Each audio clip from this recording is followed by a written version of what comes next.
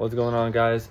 Today we're gonna be doing a F82 front mount intake install. This works for F80 M3, F82 M4, and I'm also pretty sure F87 M2. So let's get into it. So I kind of jumped ahead already. I took this piece of strip off right here and unscrewed all the bolts. Made sure to label them, and this will let us get behind the front bumper, which will let us pull off the front grills. I just took one grill off. Quick tip, start with the inner sides first. So reach your hand and start with the inner sides and work your way outwards. And then you're gonna wanna remove these two things from each side. Most people cut these holes out, but we actually found out you could heat gun them and make them big enough for the intake pipe to fit through the whole hole. Now we need to remove this lining right here and unscrew the front brace. Now I'm getting all these bolts loose, and then there's also a 10 mil right here that you need to unscrew. And then you gotta do this one, and those three right there as well. Okay, so I skipped a few steps, but pretty much you wanna remove these two pieces from each side. And once you remove them, you'll have this open space. I decided to unscrew the MAF sensors instead of unplugging them. And you'll also have this this hose right here that you also have to unplug, and then you'll be left with two open spaces. All right, so it's been a couple of days now. I low-key forgot to press record because I broke my nail when installing the front mounts, and I just didn't even feel like recording anymore. But it wouldn't be my type of install without making a mistake. So let me show you guys. When I was installing the front mount, I was like, why is there no space between the MAF sensor and the bar? And I realized that I had the MAF sensor flipped. The arrow is supposed to be pointing that way. This one I got right, but this one is a problem. So I need to change the direction of the whole pipe and flip the MAF sensor this way, because without doing that, I'm gonna keep having a check engine light, which just popped up yesterday, and I do not want it. And the code or the message was air pressure too low or air mass too low. So I read about it, and I think this is definitely the problem. So here we go for round two again. I got one of the sides off, and I gotta get that side off, and I gotta just take this brace off so I can access this area with no problem. Now that those two are off, I'm gonna start taking the brace again. Got that off finally. Now we have plenty of room.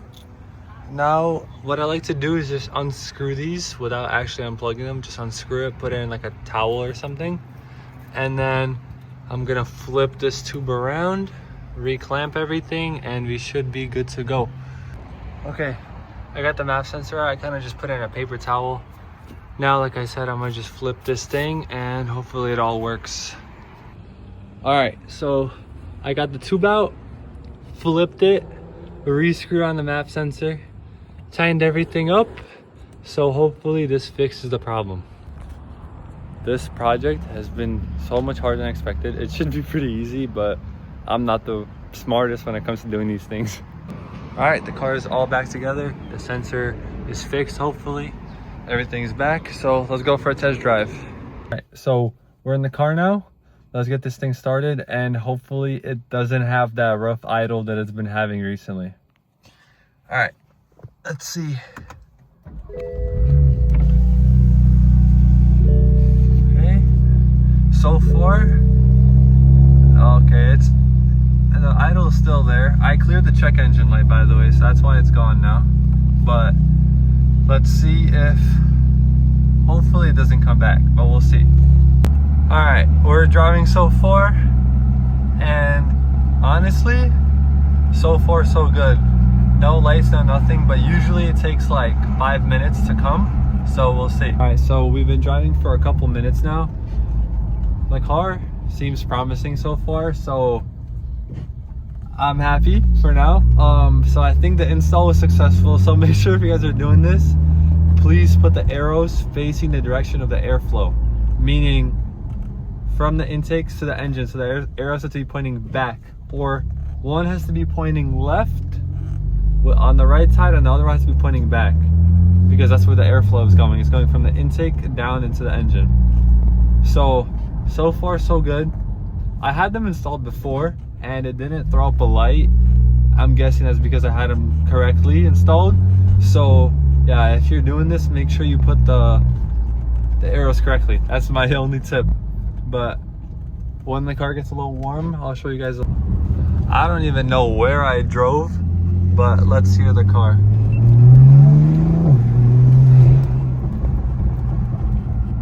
Sounds freaking pretty good to me. So I think the issue's fixed. I think it was just a simple swapping the MAF sensor, and that looks like it fixed it. So that's that. I appreciate you guys for watching this video. If you need any help, leave a comment down below and I'll try to help you out. And thank you again. Peace out.